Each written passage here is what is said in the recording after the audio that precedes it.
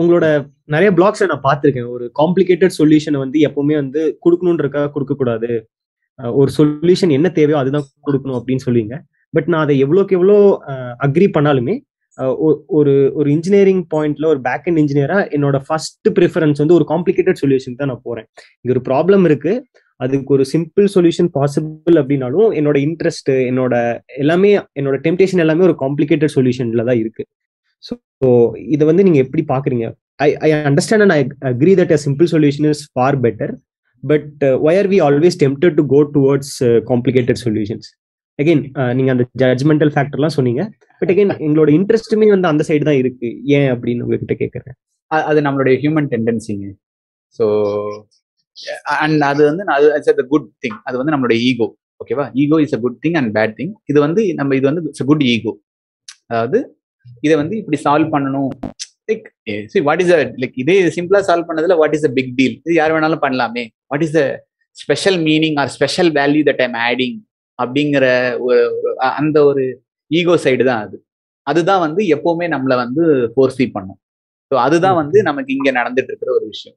So இது ஒரு தப்பு கிடையாது. ஸோ என்னன்னா அதுக்கு மேல ஒரு காமன் சென்ஸ்.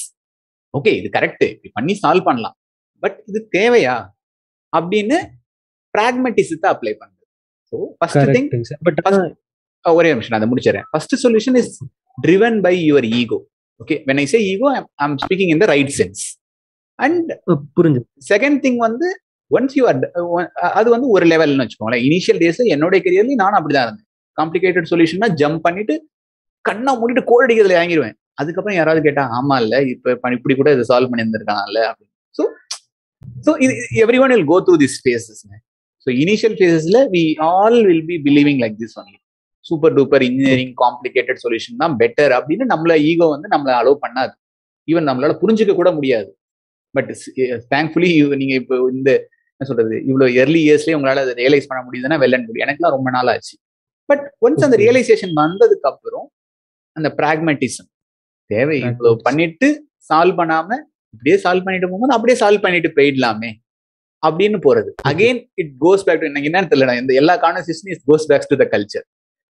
என்னுடைய ஆபீஸ் கல்ச்சர் வந்து இஸ் இட் வேல்யூவிங் மை என்ன சொல்றது கிளவர்னஸா, இஸ் வேல்யூவிங் மை காமன் சென்ஸான்னு பார்க்கணும்.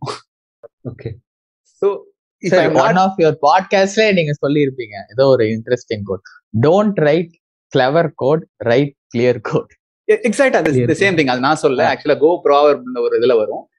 அதுதான் மீனிங். சோ என்னோட ஆர்கனைசேஷன் வந்து என்ன வந்து அதுலலாம் ஜட்ஜ் பண்ணலன்னு வச்சுக்கோங்களேன். ஐ டோன்ட் திங்க் அகைன் அந்த ஈகோ வந்து அங்க உள்ளார வராது.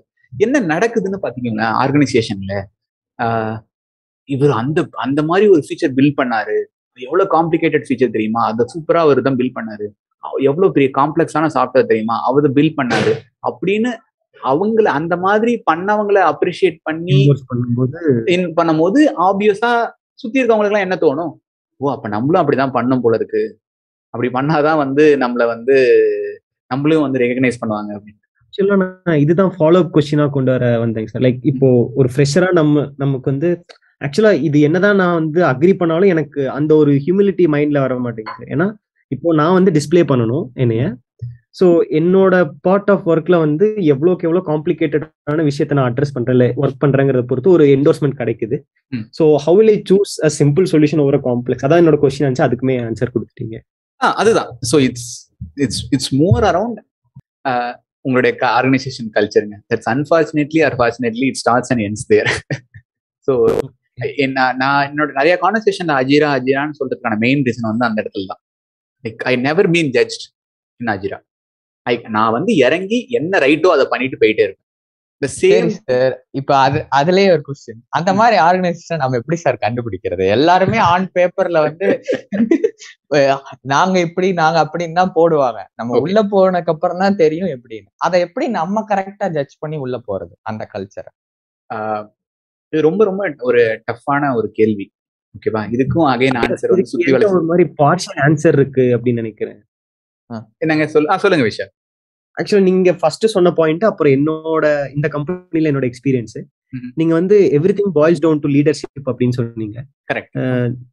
நான் வந்து இதை எப்படி ஆன்சர் பண்ணுவேன்னு பாத்தீங்கன்னா, லீடர்ஷிப்லயே டாப் 1ல இருக்காங்க பாத்தீங்களா, அவங்க வந்து அந்த பேப்பர்ல இருக்கிறதெல்லாம் வச்சிருக்காங்க. பட் அந்த பேப்பர்ல இருக்கக்கூடிய கல்ச்சர் வந்து பெண்ட் ஆகுது அப்படின்னா அவங்களுக்கு வந்து ஒரு லெவல் அப்ரூவல் தேவைப்படும். ஸோ எங்க கம்பெனியில பாத்தீங்க அப்படின்னா என்னோட மேனேஜர் வந்து என்கிட்ட ஒரு சில இன்ஸ்டன்ஸ் சொன்னாரு எங்க ஓனர் கோ ஃபவுண்டர் பத்தி.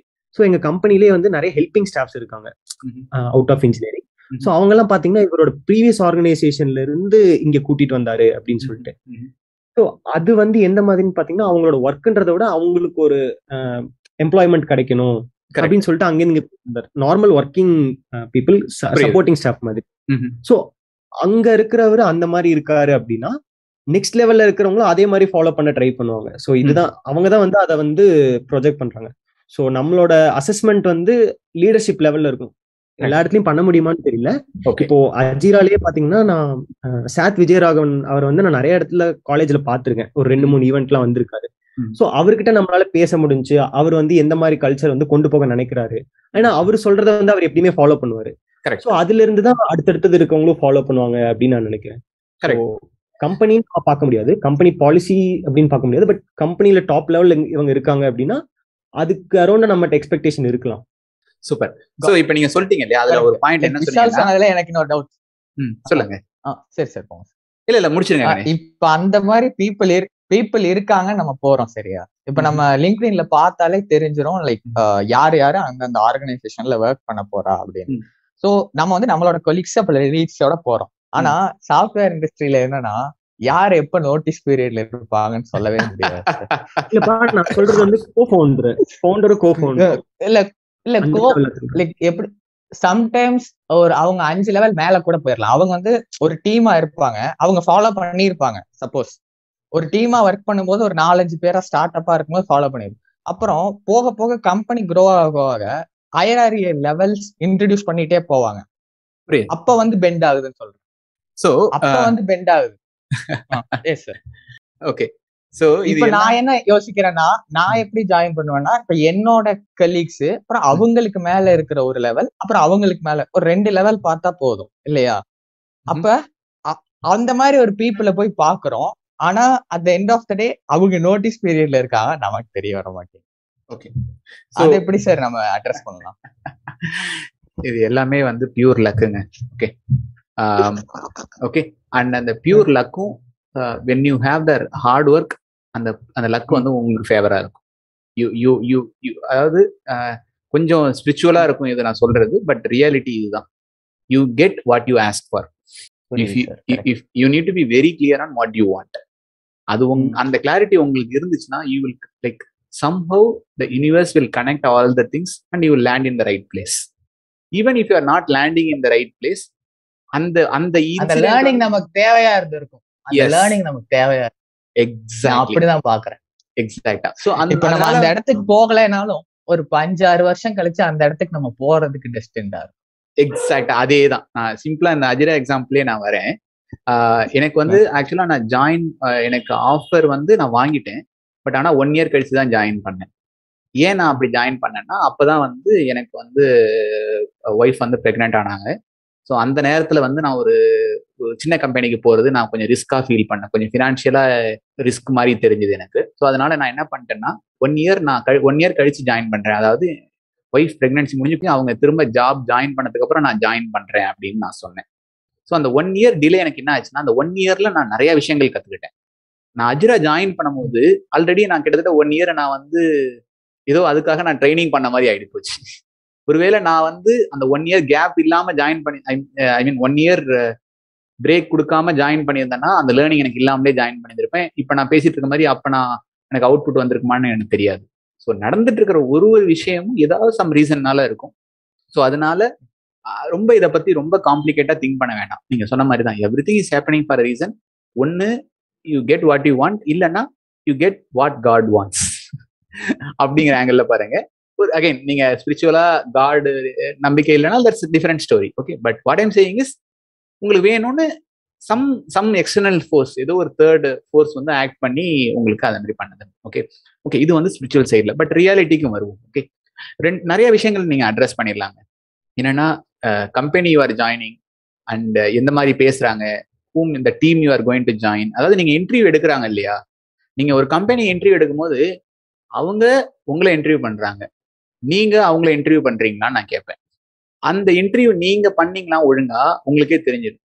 நீங்க ஹச்ஆர் கிட்ட ஸ்பெசிஃபிக்கா ஒரு ரவுண்டு கேட்கணும். என்னன்னா, நான் எந்த டீம்ல ஜாயின் பண்ண போறேனோ அந்த டீமோட எனக்கு இன்ட்ராக்ஷன் வேணும்னு கேட்கணும். I want to talk to those people, I want to know about them. Nothing wrong. யாராவது ஒரு அந்த டீம்ல இருக்கிற யாராவது ஒரு பர்சனோட just I want to talk ஒரு 10-15 மினிட்ஸ் பேசலாமே, கேட்கலாமே. ஏன் கேட்கறது கிடையாது? You started interviewing them, you started following all these things. இதெல்லாம் பண்ண ஆரம்பிச்சோம்னாலே உங்களுக்கு வந்து you will get some more idea. அந்த பீப்புள் கிட்ட பேசும்போது எப்படி இருக்கும், என்ன மாதிரி கல்ச்சர். நீங்க வந்து இதெல்லாம் நீங்க பண்ண, இன்ஃபேக்ட் இதெல்லாம் நடந்துட்டு தான் இருக்கு. இது வந்து ரொம்ப ரேரான பீப்புள் தான் ஃபாலோ பண்றாங்க. அதாவது என்னன்னா, உங்களுக்கு ஆஃபர் கிடைச்சிருச்சு, தே ரோல்ட் அவுட் த ஆஃபர் அப்படின்னா, நான் எந்த டீமுக்கு போக போறேன், அந்த டீமுடைய இன்ஜினியரிங் மேனேஜர் கிட்ட நான் பேசணும், அந்த டீமுடைய மேபி லீட் டெவலப்பர்கிட்ட நான் பேசணும், அது சம் ஒன் அப்படின்னு நீங்க கேட்டு அதை கனெக்ட் பண்ணி பேசவும் முடியும்.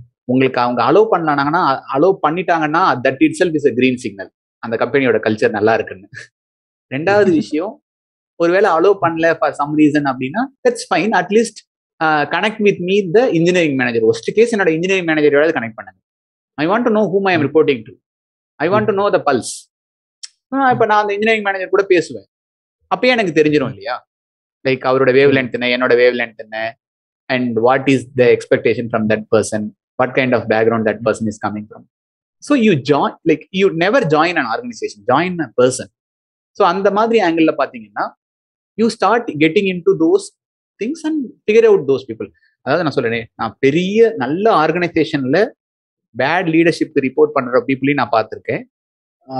ஆர்கனைசேஷன் ரொம்ப மொக்கையா, ரொம்ப வெளில எல்லாம் கேவலமா பேசுவாங்க, ஆனா அதுல சூப்பர் டூப்பர் லீடர் கிட்ட ரிப்போர்ட் பண்ற பர்சனையும் நான் பார்த்திருக்கேன். ஸோ உங்களுக்கு இந்த ஆர்கனைசேஷன் கல்ச்சர் அப்படிங்கிறத விட யாரோட நீங்க ரிப்போர்ட் பண்றீங்க, உங்களோட டீம் என்ன, அந்த டீம் எப்படி பெர்ஃபார்ம் பண்ணுது, அந்த டீமோட இது என்ன, அதுதான் மேட்டர்.